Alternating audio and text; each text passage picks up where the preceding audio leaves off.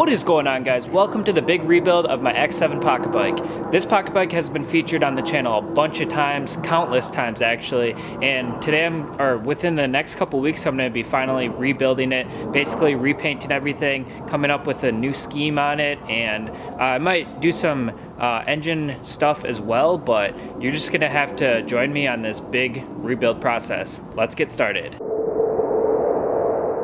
After I filmed the intro, I jumped into the build right away, and that is disassembling the entire X7 pocket bike first. Anytime I do a complete repaint, I always like to do a full teardown right away.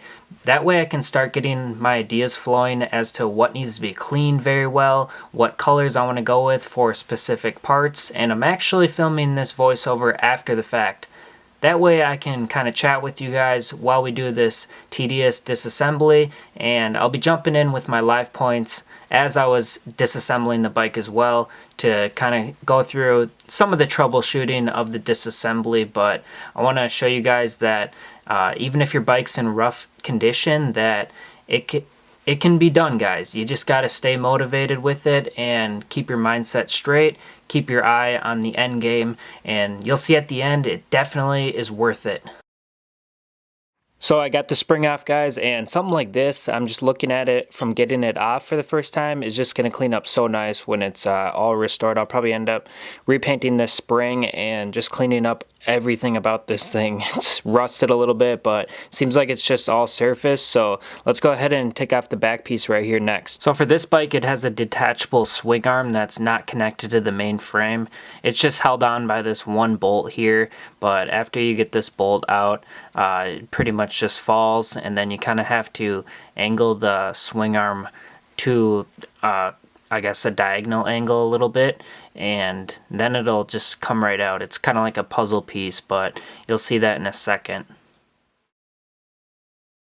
Okay, so the back is pretty much gone, and now I'm realizing I probably should have pulled the engine first. That way I could have the wheels sitting on the floor and the engine would be easy to pull. Now it's kind of going to be sitting on this, and if I try to pull it out, like I said, it's going to be basically sitting on the floor now, but that's okay. I'm just going to keep moving towards the front of the bike, so I'll go ahead and pull the fairings now and just keep moving that way. The bike only has a few screws holding on these fairings, and I actually don't have the front wraparound fairings for it, and I've actually loved that about the bike. It's not such a pain getting the plastics off and on for this bike. Just wanted to include this quick because I'm not going to show it. I'm going to remove this light right here. This is how it was set up. Shout out to Noble actually for wiring this thing. It's just a simple battery and wiring. There's just a bunch of zip ties that I have to cut that probably is not that interesting actually. So let me get that done. Okay, so that is done now, and I'm going to start on removing the clutch cable down here. That way I can disconnect all the wiring that goes to the forks so I can pretty much pull the forks off. So here's just the clutch cable. It takes a little bit of effort to get off, but eventually it'll just slide right out once you get it pushed up. Kill switch here, and I definitely want to relocate the wires during this rebuild on the bike because I've never liked them all zip tied to the side of the frame like this. It does work, you know, but it's just not a great look at all, and it kind of gets in your way while riding actually. I've been shocked by these wires just by putting my bare leg on. Alright, so now I have everything disconnected from the fork, which was actually pretty smooth going, and we'll definitely be cleaning up this wire spaghetti mess here during this restoration. Most of these wires aren't even in use since I don't have the front headlights or the tail lights, so we're definitely going to need to clean that up. And now I should be able to remove the fork. I'm hoping it just slides right out, and with that I'm hoping that everything balances back onto my platform right here. Let's give it a go. The fork turned out to be not a pain at all, and I was very pleased. You'll see in a second here my reaction to it. The Pokemon pocket bike was just a real pain, and I already hate dealing with forks anyways on disassembly. So exactly what I thought, guys. Just slid that down a little bit and it popped right off. I'm so glad that that happened actually, because the Pokemon pocket bike was a complete pain in the butt and turned it into a 2-day project. But now I'm gonna work on the exhaust pipe, and now you can see why I should have removed the engine first, because now it's just laying on the engine, and I'm gonna have to basically cradle it up and slide all the pins out for the engine mounts. But I'm not going to show the exhaust removal because it's oh, there goes my light. It's literally just a couple screws right there, and I probably won't be able to get the shot because I'll be lifting up the bike a bunch. Perfect. So I did go ahead and loosen up the tank because then it can just tip to the side that I want it to. There's still a little bit of fuel in here, but I'll just end up dumping it out. So now all that's left is to remove the two mounts. There's that one right there, and then that one right there. And I think that's it, guys. The engine should just slide out. I wouldn't imagine anything else happening, but yeah, guys, not too bad of a disassembly. And here's actually the last bolt holding in this engine, and you'll see in a second it'll just drop right down when I get this off. Alright guys, and that is it.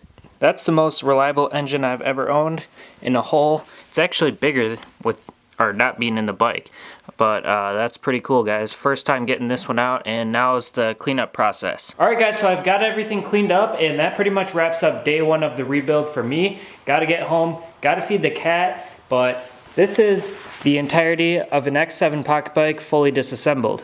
Couple of boxes here. I mean, this isn't really required a box, but I threw it in one anyways, but the majority of the parts are in there. Engine is wrapped up in the towel, and here's the front end.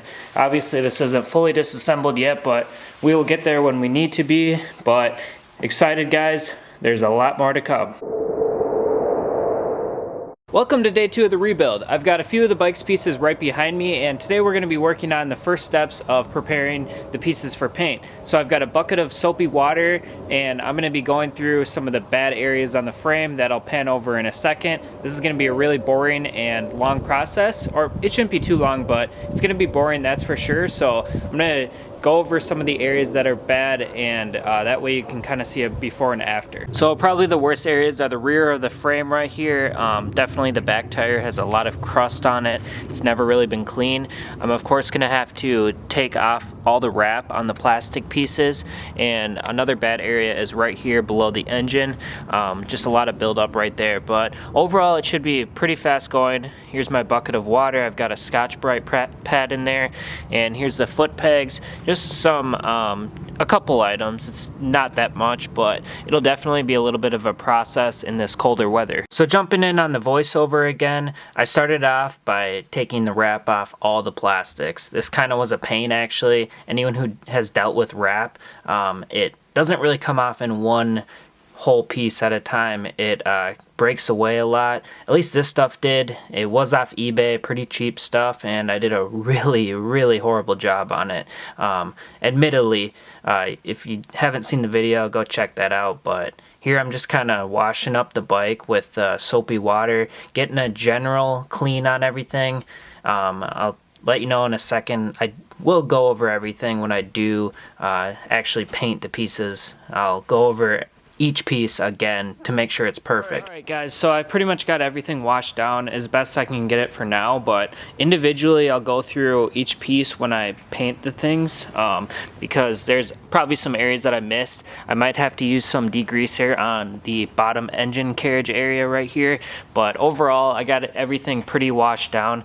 The rim was a little bit difficult, but I did go ahead and use the air compressor after on everything. That way there's not water sitting in any crevices. So the plastics, not too bad. Obviously the wrap pulled up some of the paint for me already, but I'll end up just sanding everything down to a flat finish so that I can throw some primer on and we can get the painting process started. Alright guys, welcome to day three. I'm outside, but it's very windy out, so I'm going to show you the parts that I got pretty much prepared and ready to be painted. Got a bunch of stuff done, and some other developments happened too, so let me show you the parts first. These are the pieces that I've laid out to paint right now. Both rims are done, the back of the fender, the fork pieces as well as the forks, and some pieces from the gas tank. See, this goes perfectly into the intro from what I was saying about spending time on the important things, like the rims. I always tape up my rims properly, as you can see, and some other pieces like where the bearings are in there, and even the inside of these fork couplings where the forks are going to be sliding into. I don't want paint getting thick on there I got to get these leaves off here, but that's about it. Both rims are perfect and not too much prep work on the back fairing there, because I'll show you why. So it's the next day now, and I'm still gonna call this day 3 since we only got a little bit of time for yesterday, but I did manage to get all those pieces that I showed you guys painted up. So let me show you. So here's the first batch of stuff that I'm gonna show you, and this is the tank. Let's start with that. So for the first time, guys, I ended up trying Plasti Dip out. I think it turned out really good, and I actually did screw on the side panels here, which I also Plasti Dipped in flat black. They were already flat black, but I decided to give them a refreshed look, and I think it was totally worth it. And I'm always honest with you guys, even though sometimes that can give me some haters, but I'm gonna continue that because that's what I'm trying to spread here. So let me show you what I did for the tank. So when I peeled off that wrap, it pulled some of the silver paint off, and I definitely could have and probably should have sanded out those areas, but I just left it because it was my first time testing the Plasti Dip. So as you can see, there's little areas like this in the paint job, but something I realized with the Plasti Dip, you can almost build it up in certain areas. This right here, you can barely see it, but it was really bad, really, probably the first 3 coats, this was still I believe it was, I forget the color, white I think it was just the flat white, or factory white I should say, but I started to just build it up, just a couple sprays, you know, not so it's dripping or anything, but I ended up getting it pretty thick, and then afterwards I would just, you know, smooth it out with a full layer over top of everything, and I think it turned out pretty good for what it is. I could have, like I said, just sanded this flat and kind of got these raised edges out of here, but I didn't, and that's why I'm showing you guys how it turned out, and I think it turned out pretty dang good for being white like that. Front fender, no problems at all. It was just that glossy red, so everything went on really even. It was difficult to actually hide that red. The red kept trying to poke through, but I pretty much got it covered up after just going pretty thick on my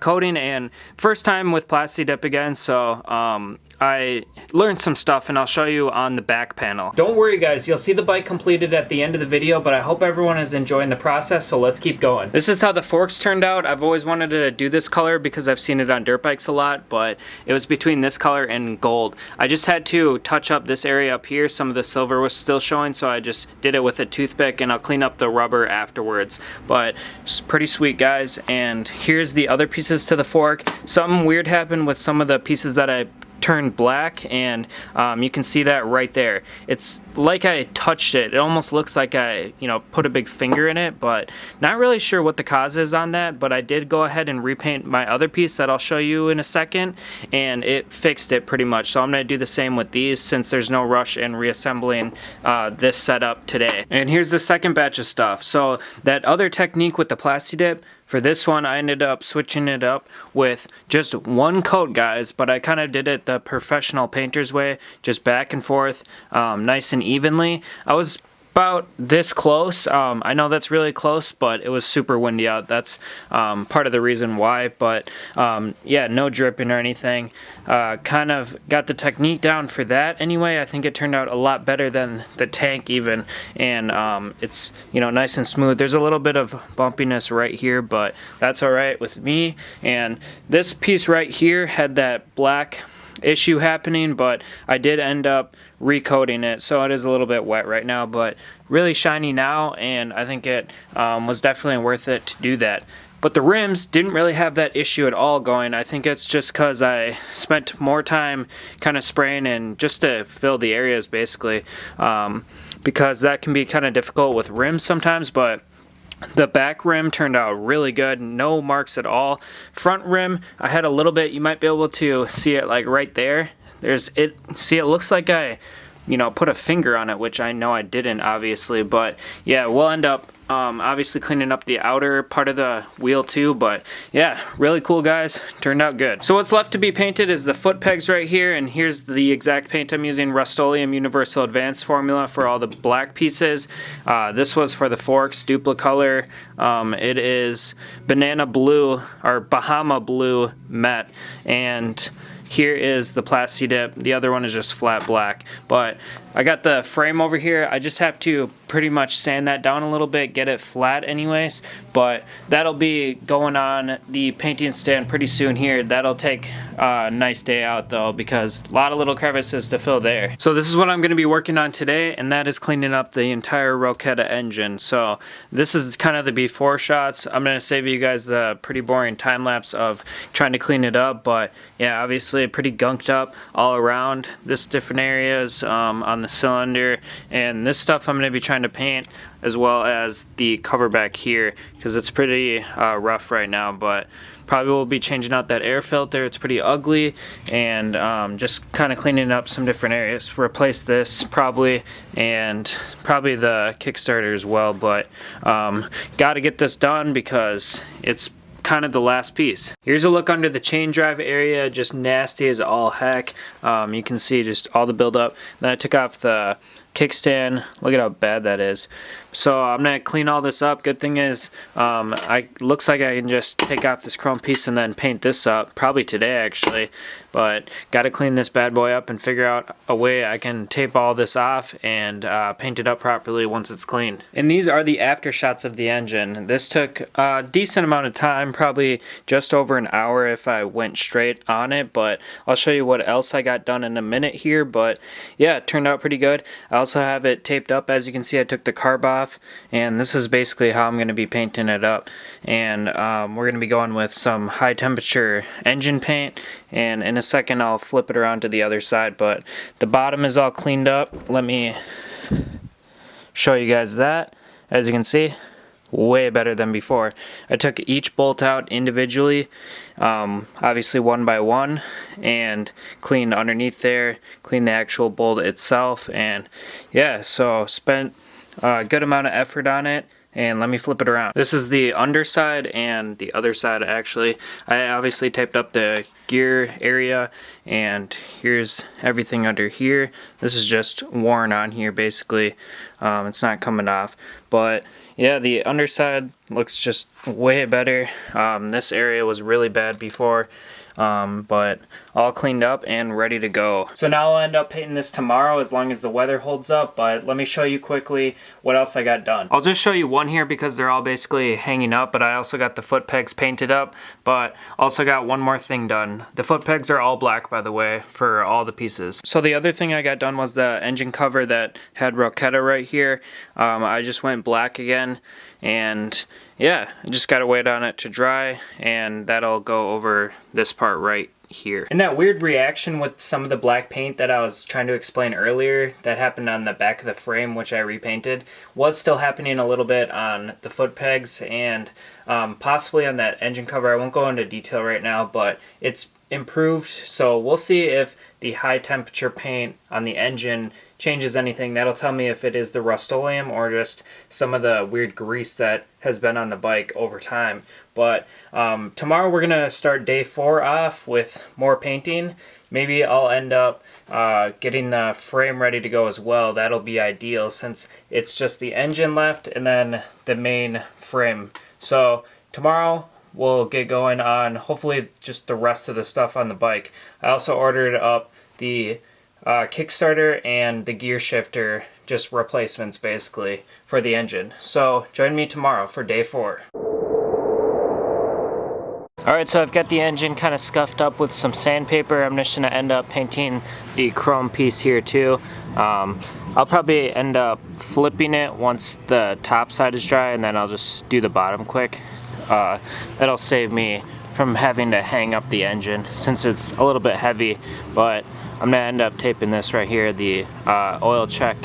But yeah, let's do it. Alright, so I think I have everything painted up on the bike, so let me show you how the engine and frame turned out. Here is the engine, guys. I think it turned out pretty good. I ended up using that engine paint on it, and yeah, I also got that cover screwed back down. I just left this chrome. I think I'll probably leave that, and I also am gonna get a new carburetor just because this one's pretty old at this point, and also a spark plug. But yeah, the bottom is painted up too, so don't have to worry about doing that. That engine paint actually dries to the touch in about an hour, so pretty good stuff. Let me flip it around here. This is how this side turned out. As you can see, and I ended up gluing this in. It was kept coming off on me, but that's all taken care of, and I'll probably end up doing an oil change as well. And that's about it for the engine, guys. Let me show you the frame. And here's the frame, guys. It's still drying a little bit, so I'll definitely give that overnight, but you guys will be able to see all the parts that show on it when the bike is fully reassembled. So that's gonna wrap up day 4 for me, since I have everything painted. In day 5, we're gonna get to reassemble the bike, and you guys will get to see the final reveal of the repainted X7 Super Pocket bike. And I think it's just gonna look totally different. Very excited, and everything has gone pretty smoothly so far. So join me for day 5 for the big reveal. Alright guys, it is day 5 and I'm finally ready to reveal the bike. So let's pull the sheet.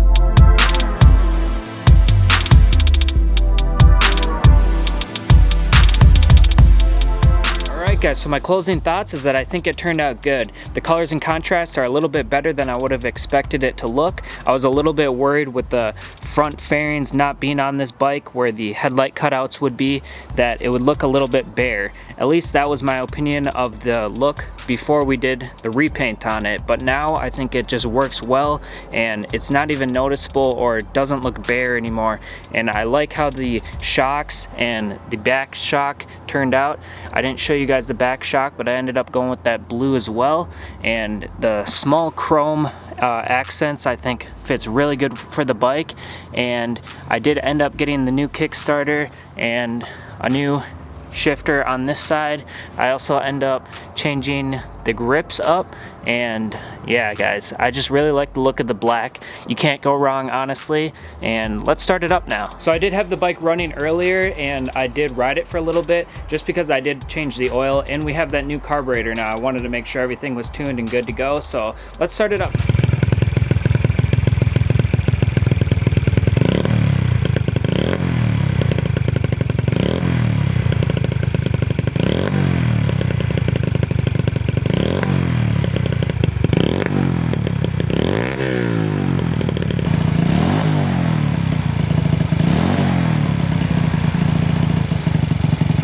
Yoshimir still sounds good on the bike, and I should note that I ended up trimming it back. I think I mentioned that earlier in the video, so I cut the tube back a little bit. Now it sits more forward on the bike and fits it a little bit better. I'm sure you guys will still have to say that it is too big for the bike, but hey, it's not for you guys, it is for me, and I think it looks good and sounds good as well. So that's gonna wrap up this video, guys. I really enjoyed the process on this one, and I hope you guys did too. Please show me by liking the video and comment down below what your thoughts are of the new repainted X7 Super Pocket bike. And I really appreciate you guys watching the video all the way through, and I'll see you on the next one. And of course, in an upcoming video, I'll take you guys for a ride on the new bike.